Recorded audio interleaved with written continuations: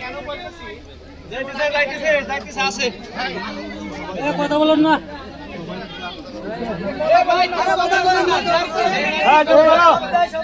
হাউকাউ করেন না মানে যেমন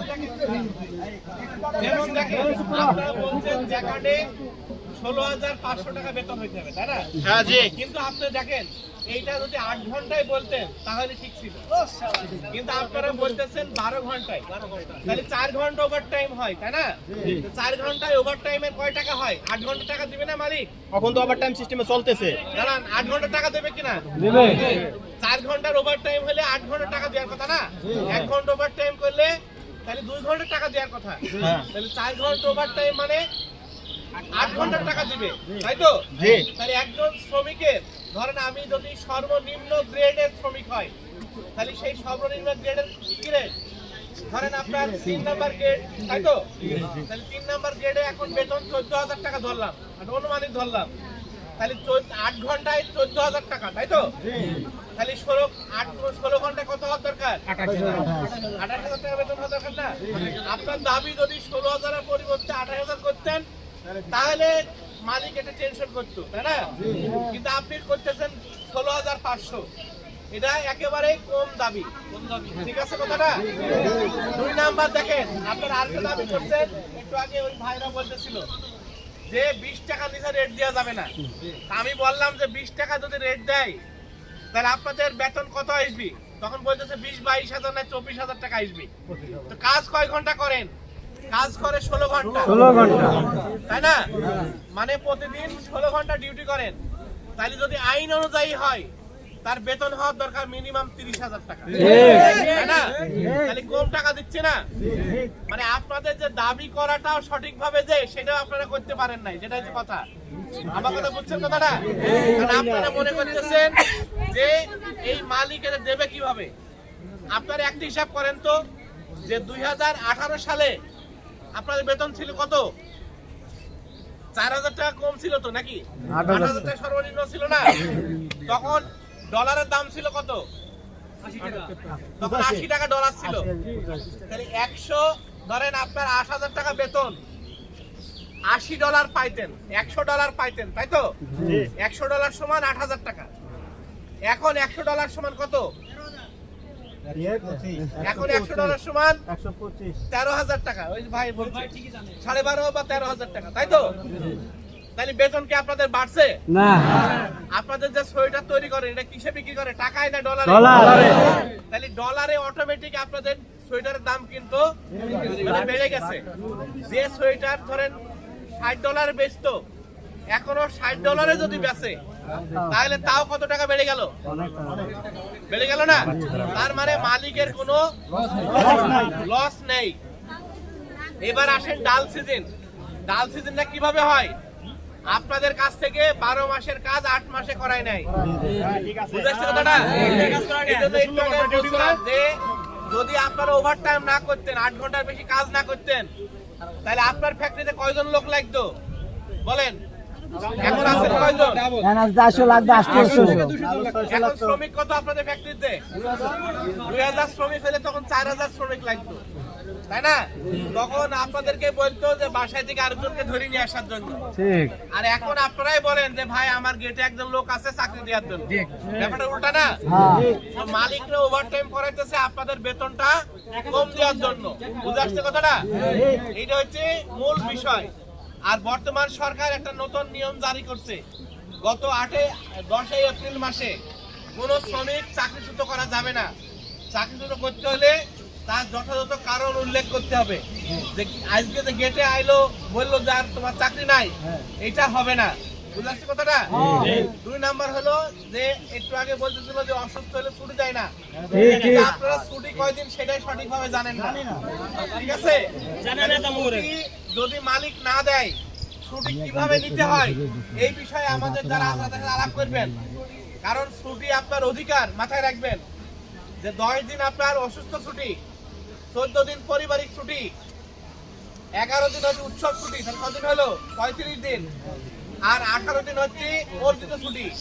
35 আর 8 18 কত হয়? প্রায় 50 দিন ধরেন, বছরে 50 দিন ছুটি পান আপনারা?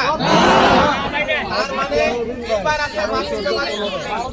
তার আছে বিনা বেতনের ছুটি। কেউ আপনারা ছুটি দেন না। ঠিক আছে কথাটা? এইবার ছুটি যদি না দেয় তাহলে আমরা সংগঠন যারা করি তাদের কাজটা কি? তাহলে সংগঠনের কাছে আপনাদের অভিযোগ করতে হবে যে আমার 3 দিন ছুটি দরকার ছিল, আমাকে দেয় নাই। এইবার আপনি যদি ছুটি না কাটায় 10 দিন অনুপস্থিত থাকেন তাহলে কিন্তু এমনি চাকরি নাই। তাহলে 10 দিনের আগেই সংগঠনগুলোকে জানাইতে হবে, তারা ফ্যাক্টরিতে গ্রিভান্স পাঠাই দিবে। এবার রিজাইন দিয়া দেখেন, আমি আরেকদিনে আসছিলাম, অনেক ভাইয়ের সাথে দেখা হয়েছিল, সেই দিন দেখছিলাম যে রিজাইন আপনারা যে দেন সেটাও সঠিক মতো রিজাইন দেন না। তাহলে রিজাইন দেওয়ার প্রসেস সম্পর্কেও আপনাদের জানতে হবে। ঠিক আছে, আমি বেশি কথা বলবো না, আমি শুধু একটা কথা বলবো যে আপনাদের ফ্যাক্টরিতে যে দাবিগুলো দিচ্ছেন সেই দাবিগুলা মালিকরা মানে নাই। এটা মালিকের একটা স্বেচ্ছাচারিতা। এই মালিকের উচিত ছিল কালকে কারখানা গেটে এই নোটিশ না টাঙাই, দাবি যে মানছে এইটার একটা নোটিশ টাঙাই দিয়া। 2 নাম্বার হলো আজকের দিনে 13-র এক ধারায় বন্ধ দিয়া এটা বেআইনি হয়েছে। কারণ আপনারা জানেন যে সরকারি অফিস গত শুক্র শনি আজকে রবি 3 দিনই বন্ধ। তার মানে সরকারের যে কলকারখানা প্রতিষ্ঠানে ওনারা যে লিখছে নোটিশ পাঠাইছে, এই নোটিশ তারা পাঠায় নাই। তারা আগামীকালকে এই নোটিশ পাঠাবে। আপনারা আজকে এই যে রামিল ভাইকে বলছি, আজকে আপনারা এই যে বেআইনি 13-র এক ধারা দিছে, এই বেআইনি 13-র এক ধারার বিরুদ্ধে আজকেই আপনারা নোটিশ রেডি করে কালকে সকালবেলায় টঙ্গী অফিসে আপনারা দিয়ে আসবেন। আরেকটা মনে রাখবেন, শ্রম আইনের 210 থেকে অনেকগুলো ধারা আছে, যে ধারাতে বলা আছে শ্রমিক মালিকের যদি কোনো বিরোধ হয় তাহলে বিরোধের কিভাবে নিষ্পত্তি করতে হবে। কারখানা বন্ধ রেখে নিষ্পত্তি না, বুঝাচ্ছে কথাটা? মালিকের উচিত ছিল কালকে বিকেল বেলায় আপনাদের সাথে যে আলোচনা হয়েছে সেই আলোচনার সারাংশ লিখে নোটিশটা টাঙায় দিয়া, তাহলে কিন্তু এই ঝামেলা হতো না। আজকে ধরেন এই যে কাজ বন্ধ, ফ্যাক্টরি বন্ধ, তাহলে উভয় পক্ষের ক্ষতি না? তাহলে এটা মালিক ক্ষতিগ্রস্ত হলো, শ্রমিকরা ক্ষতিগ্রস্ত হলো। এটার জন্য দায়ী কারা? মালিকরা দায়ী। ঠিক আছে কথাটা? আর আমরা সরকারি কোনো বন্ধুরা থেকে থাকে, বিশেষ করে ইন্ডাস্ট্রিয়াল পুলিশ যদি কেউ থাকে বা কলকারখানা প্রতিষ্ঠানে থাকে, আমি তাদেরকে অনুরোধ জানাবো যে আপনারা আজকের মধ্যেই আলোচনা করে যাতে কাল সকাল থেকে শ্রমিকদের দাবি মেনে কারখানা চালু করে সেই ব্যাপারে যথাযথ সিদ্ধান্ত নেবে।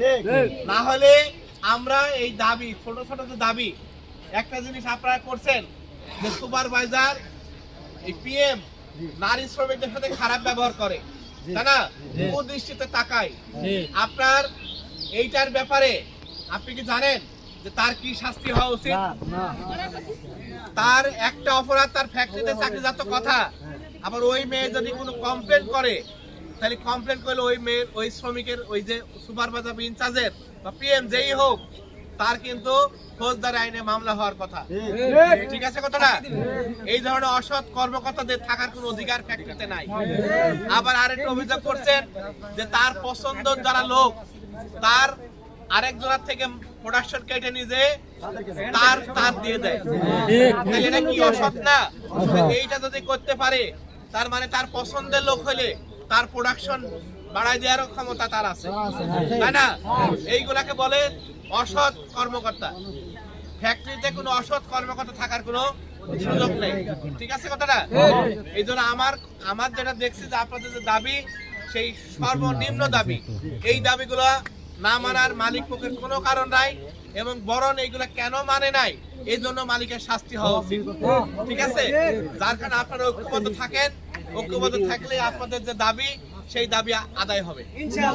আর আমরা আপনাদের সাথে মাস্তান, যদি কোনো সন্ত্রাসী বা মাস্তান আসে তাহলে আপনারা মনে রাখবেন যে যদি কোনো সন্ত্রাসী বা মাস্তান আসে, আজকে স্টাইল ক্যাপ্টে সন্ত্রাসীরা হামলা করছে, শ্রমিকরা 3 জন সন্ত্রাসীকে আটকাই বেঁধে রাখছে, পুলিশ বাধ্য হয়েছে তাদের নামে মামলা করতে। আপনারাও যে কোনো, আপনারা আছেন 2000 আর মাস্তান আসবে 10 জন বা 20 জন, মাস্তানদের পিটাইয়ে আপনারা বেঁধে রেখে আমাদের খবর দিবেন। আজকে আইছে 10-12 জন। ঠিক আছে আজকে আইছে 10-12 জন।